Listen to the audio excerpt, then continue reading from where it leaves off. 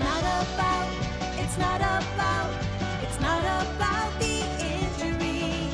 It's not about, it's not about, it's not about the injury. It's about the recovery. It's about the recovery.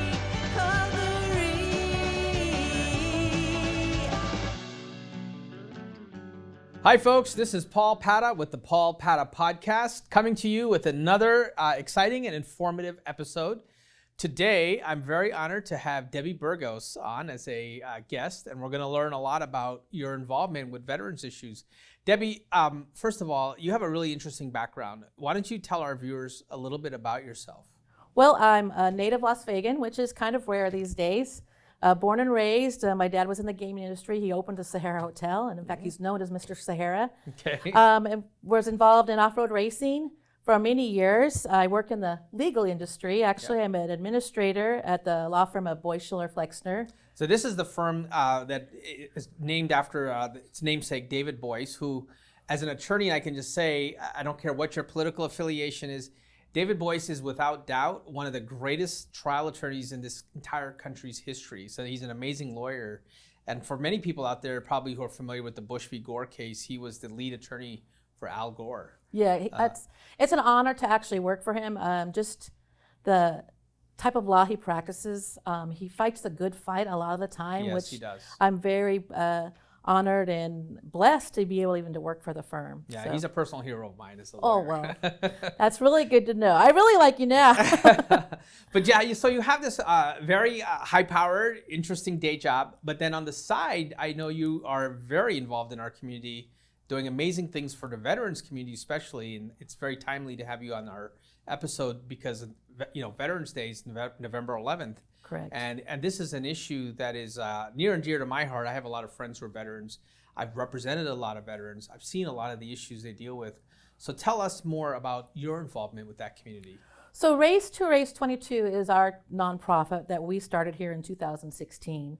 We were involved with other veterans organizations prior to that, and that's really how we got into knowing what the challenges are that our veterans are facing and our active duty as well.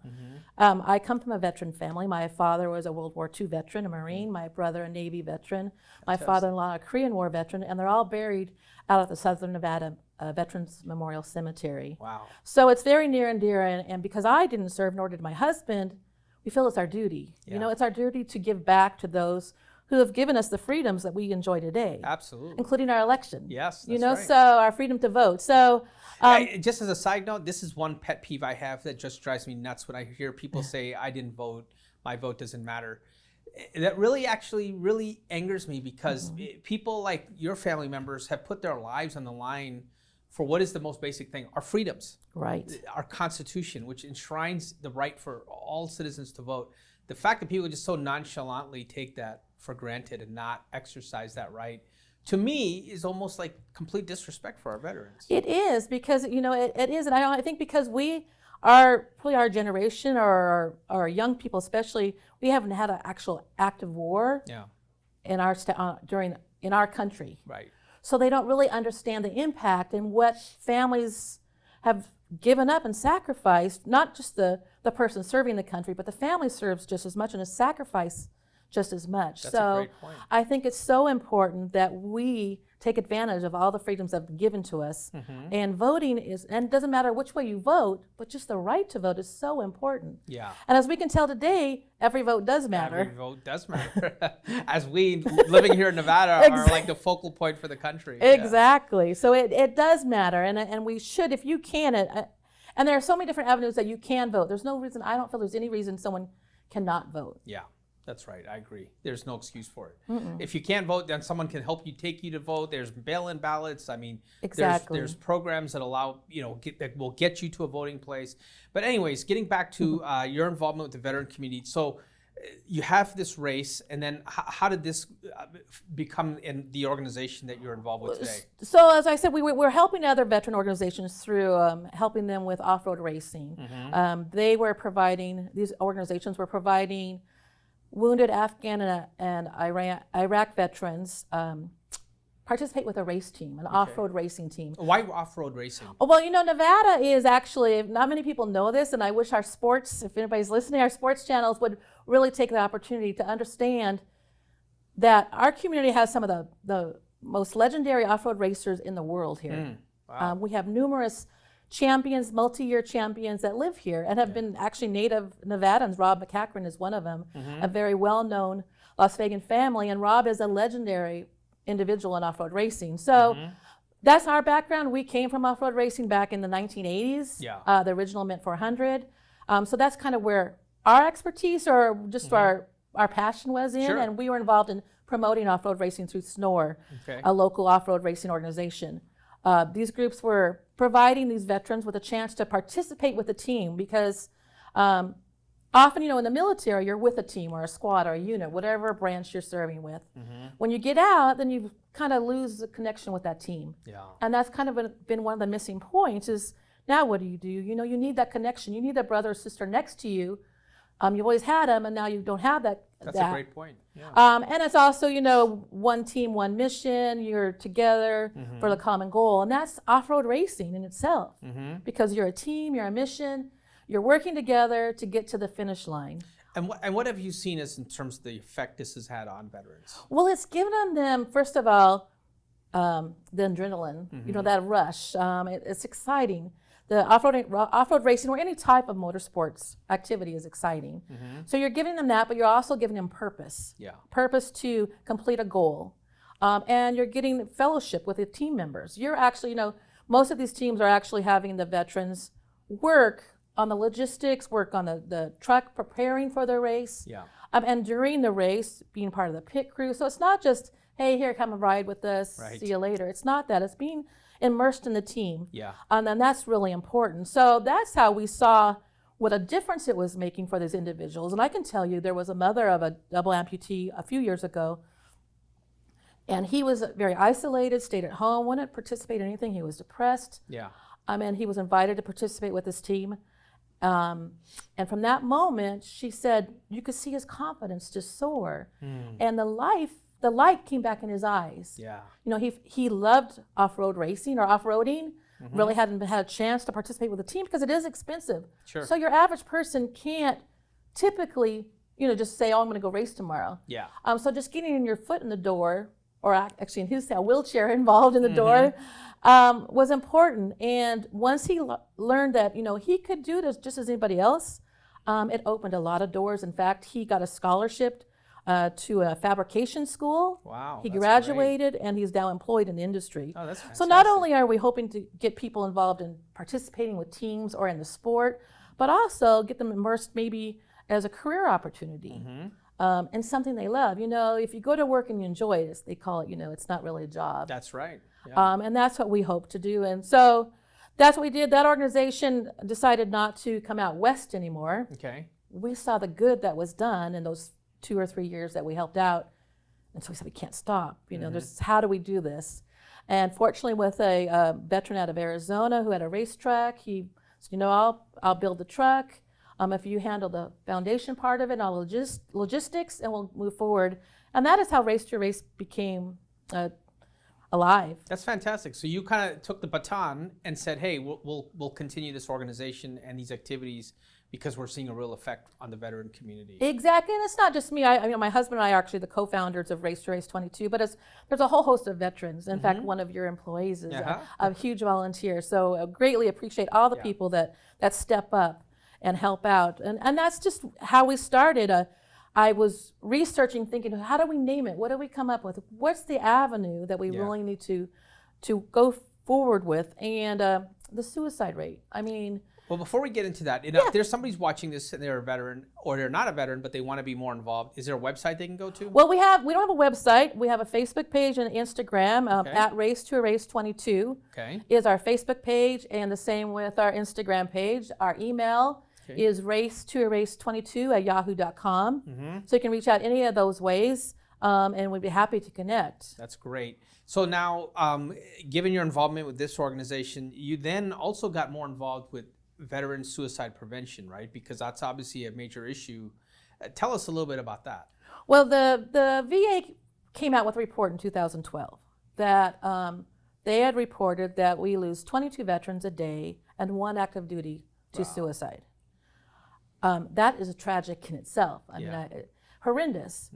And most people don't know that. Yeah. But that statistic is just what it is. It's a statistic. And the reporting that they use, the way they report to the VA is flawed. So it's not even accurate. So I can tell you, unfortunately, that number's a lot higher. Yeah. And it's fortunate. I mean, it's depending on the reporting you listen to nowadays, it is coming down. But I don't even want to say that because I don't want people to stop fighting and preventing it. So I think it's just as important as back then as today that we need to raise awareness first about the problem, the horrific problem, and then share the resources that are available. Because I believe that 70% of the suicides that happen are preventable. Yeah. And just by you and I and the average person, how we connect with each other. And not just in military or veteran situations, but everyday citizens. Right. And so we call it being an interrupter. So we're asking people, listen, all you have to do to prevent suicide or possibly prevent a suicide is reach out to someone, perhaps someone you haven't talked to in a while or connected with, and say, hey, how are you doing? What's going on in your life? Yeah. Because that can interrupt that moment. You know, they say suicide can happen just in a couple of minutes, a few seconds. That's right. Really, the actual act. Yeah. But if you interrupt that 30 seconds or that 2 minutes, if you're the person making that call or knocking on the door, you can interrupt that cycle. That's right. And that's... Now, have you had a personal experience? I have. We've actually had a few. A lot of times, I know social media and a lot of people think, oh, it's evil, but it can be used for so much good. And that's the perfect place for it being an interrupter. Yeah. A lot of times people will post, they're having a bad day or they're having these thoughts. There's a lot of different group sites that are just for that. And so we've reached out when I've seen a post to that individual, and we've actually started a conversation and got them to help. What do you think is unique with respect to veterans as a challenge that they deal with that makes them more susceptible to suicide? Well, I think one of the biggest things is stigma. The stigma about reaching out for help. Yeah. They're raised. My dad, even as a World War II veteran, he never talked about his military service until his last year of his life. And he told me, he said, we were raised, you don't talk, we're too tough. We're these tough soldiers, tough warriors. Right. We're not weak. And it comes a lot from leadership. I mean, it's changing, thankfully, but it still exists, even that in our veteran and military communities, but as well as our first responder communities, which is another area that we are helping with. One thing you said earlier that really kind of resonates with me is the purpose and sense of mission. I think when you're in the military, you have a sense of mission. Right. And people come into the military from all kinds of walks of life and backgrounds. Some who didn't have that discipline or the structure in their life, they go into the military, they come out a completely different person. And these are wonderful stories about how the military can give people a sense of purpose to their life. Now you leave the military, you're back to being a civilian. And we live in a very isolated country, right? With people don't even know who their neighbors are. And so now you're sitting at home, maybe you're injured, or you've lost that sense of purpose and that mission. And I think that's where people fall into that dark place. Oh, absolutely. That can lead to this. Well, they feel they don't matter anymore. Yeah. Because they've lost that mission. That's really sad. And so that's what we try to connect people with a new mission.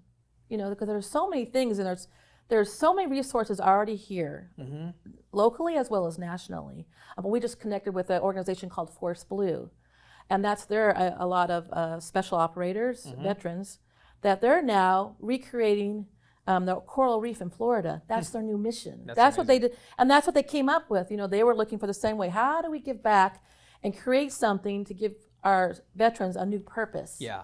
Well, they live in Florida, or the organizers, and their coral reef is suffering badly. And so many, especially SEAL team operators, they have, their scuba training.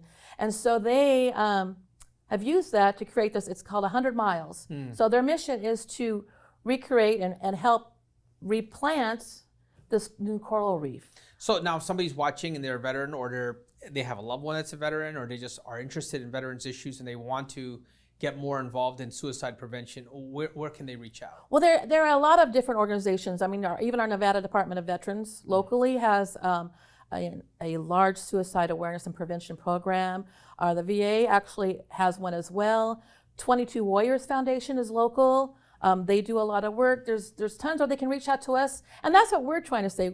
We love to partner with everyone that we know is legit. Yeah. Because unfortunately, there are some organizations that aren't legit. Sure. So we try to do our research first and make sure that they really are here for the right reasons. So if you reach out to us and say, listen, this is what I want to get into, or I need prevention information, or and we'll do the research ourselves if we don't have it and give that to you. Okay. Because a lot of times people, again, don't want to ask for help. Right. Or you can just call the hotline at 1-800-273-8255 is a suicide hotline. A family member can call it as well as someone in need. And that's for anybody. The veteran part, if you dial push 1 when you call it. But and on the internet as well, you can do research. There's a lot of different apps.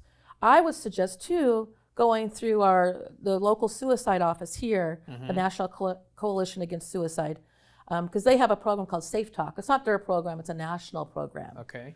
And I encourage every employer. We did it through our legal organization, actually, introduced it to our members. But it's I think a 2 or 3 hour program you take, and it teaches you how to recognize if you think someone's having suicidal thoughts, and how to get them to help without being, intrusive in their life. And it's really important. I think if everyone took this class, that could be the huge difference in our suicide numbers. No, I think you're so right. I think that people who are in that position when they decide I want to take my life, they probably could be talked out of it, or even made to think if their thinking could be changed. And in that moment, they realize, wait a minute, this is going to impact a lot of people, and there are people that out there who do care about me.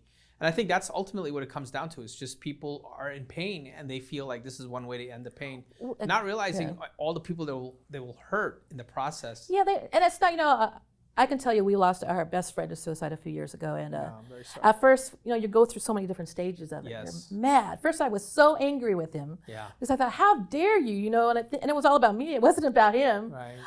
And then you go through other thoughts, and I thought, and now that I've really wrapped my head around it and talked to a lot of other families who've lost someone to suicide, and my own mom tried to take her life a few years ago, and so fortunately she wasn't successful, but it was after the loss of my brother, unexpected, and she said, I just wanted to end my pain. That's all I wanted to do. She goes, it wasn't about leaving you, because I thought, wait, I'm still here, And she said, it's not about, I wasn't thinking about you, I was just thinking about ending my pain. And she said, right after I took, because she did it through pills, but she said, I wish I could have stopped, but it was too late. And that's the story I hear time and time again of suicide I've had survivors. that experience with a friend, and everything you say just resonates with me. It's 100% correct. They do. There's a Kevin. I wish I could remember his last name. I feel bad, but he tried to take his life by jumping off the Golden Gate Bridge. I mean, it's an infamous spot. And he's a well-known public speaker that travels around the country and gives his story. And he said, he tells you the minute he put his foot over that edge. He was trying to get his way back because it's really not what he wanted. He just wanted to end that pain. And so that's how we have to try to do our best to tell people, listen, there is a better way. And there are resources that can help you, and you do matter. And that's unfortunately, people think it's not going to be a big deal if they're not here. And that's so untrue, because it affects people, even if you don't know that person, it affects us. Like, when we lose someone that I have no idea who they are, I can tell you it affects me, because I think, oh my gosh, that's just another human being that is so valuable to this world. That's right. And everyone so that's has why value. Everyone does, and you may not see it, but you do. That's right. And people will miss you. We have a Gone But Never Forgotten memorial wall. It has 48 photographs of those we've lost to suicide, whether active duty or veterans. And we started that only kind of out of a afterthought, really. We had an off-road race we were supposed to go to, and it had some vets, but the vehicle wasn't ready to race. So I thought, well, why don't we take a photograph of someone we've lost, go to the race team and say, hey, can you carry this individual in remembrance of their service and their sacrifice? Not the way they died, but how they served our country. to honor that, and also that their family knows that we're not going to let them be forgotten. So we started doing that. We took photographs. I posted it through our social media. I tagged the family, let them know. That turned into this huge movement because the families will tell you, and anybody who's lost a loved one, one of your biggest fears is that your loved one will be forgotten. Yeah. And that is their biggest fear, because a lot of times they can't be on a memorial wall, or they won't let them be on a memorial wall because they died by suicide. And that's just tragic. That because is tragic. They made it home. They may Right. have not died overseas or killed in action, but they died from their wounds of war in most cases. Not every case, but in most cases, it was because of their sacrifices, their service, and injuries they suffered Yeah. during their service. And so that's why we think our memorial wall is just so important, because it lets people know that we see you, we hear you, and we appreciate what your family's gone through as well. And maybe that person who's sitting at home who's suffering will think, oh my gosh, look at these families, they're really hurting. I can't do that to my family or my friends. And maybe it will stop someone. So we think that's just as important as honoring those and changing the story, changing the stigma, because often still people will say commit suicide. And I learned it the hard way, because I used to use that word commit. I never associate it with being something you shouldn't say, because commit, is like committing a crime. Yeah, that's right. So it's this not a great, it's not a good analogy. And it's really you're either lost to suicide or killed by suicide. There's a much preferred way. It's much more respectful for those left behind. Yeah, succumbed, I guess. Yeah, because you just don't, exactly. Because, and that, when a family hears someone say, oh, he committed suicide, that hurts them to the core. That's and they would, interesting. and I, like I said, I'm the first one to say I didn't realize that. No, I didn't realize it. As I'm sitting here listening to you say that, it does make sense, because although it's a voluntary act, but it's really not. It's driven by that pain that we talked about, that these people are feeling. It is. And it's just no different than the pain that you would experience from any other medical condition or situation. Exactly. So now, if you had the ear of the President of the United States, whoever that's going to be, what would you ask that person to do if they could change one thing in terms of how our veterans are treated? Well, I think it's just fulfill the promise that was made to them. Our country made a promise to our veterans that when they came home, or when they during their service, that we would provide them with all the benefits, medical benefits, and care that they deserve. And we're failing on that promise. I'm not saying I'm against the VA, because I'm not. They're a wonderful facility, and there's wonderful doctors across this country, and providers and resources. But there are way too many instances where they're not getting the care they need. Yeah. It's taking entirely too long to Too much bureaucracy. Well, too much red tape, too much bureaucracy. To get a mental care appointment, often I can tell you the story over and over, that a veteran said, I need help. And I said, well, you can make an appointment in 3 weeks. Well, when you're having a mental crisis, that's not going to happen. You need to be seen now. That's right. And that's still happening. So I think we just need to fulfill what they've been promised. And that's a big problem. I can tell you many of the lives on our wall, the fallen warriors we have. I can think of one, actually, John Toombs. If I could share that story with you, because it's important. He's out of Murfreesboro, Tennessee. He came home injured. A lot of times they, especially in the past, the first thing they do is give you pain pills. This is what's wrong with you here. Have a pain pill. Right. Well, and that happens in our medical, it's been the opioid crisis. Yeah.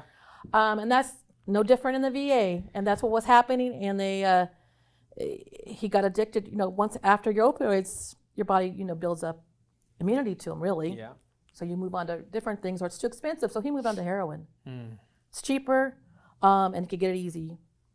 And unfortunately, he turned into an addict. But he was fighting that. He actually fought it and won that battle, but was still having a lot of problems, PTSD, traumatic brain injury. He went to the VA and said, listen, I'm having a crisis right now. Please put me in the hospital. If you don't, something's going to happen, whether to myself or to someone else. They said, oh, no, you're not that bad.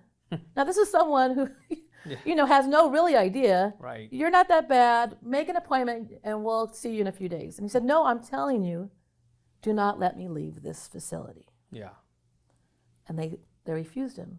So John went out in the parking lot. They were building a parking structure, videotaped something to his family, apologizing for what he's about to do, but he felt that was his only recourse to get the attention of those who could actually make a change. Yeah. And he ended his life in that parking lot. Oh, man. Now, can you imagine, why do our veterans, I'm sorry, I get emotional, but I why should our veterans be pushed to that point? That's ridiculous. It is ridiculous. You know, we're one of the wealthiest countries in the world. I don't understand how we can still continue to do our veterans. And it's still happening to this day. Yeah. There's improvement. I'm not going to deny that. But we have a long ways to go, and we need to make that change. I'm with you 100%. That's amazing. I'm glad. I just want you to know, as someone who lives here, I'm so proud to be in a community that has people like you that are out there making a difference. I mean, you're doing this, you have a day job, a high profile and stressful job running a local office of a very large, prominent law firm. And yet on the side, you're doing this just amazing work, helping people who put their life on the line for this country. And that is really a testament to our community. People often think of Las Vegas as, oh, it's Sin City, but we have amazing people here doing amazing things, and you're one of them. Thank you so much. Thank you for what you do, because you're raising awareness about all the wonderful resources that are here. I'm not a rare vegan, I can tell you that. There are so many wonderful people in our community and resources, so I'm proud to be a Las Vegan, and it's my duty, you know, and I get more out of it than I give out, I can tell you. I have my day job, I love my job, but that's my work. But my passion is helping our community. Debbie, thank you so much. Oh, thank you so much. Appreciate it.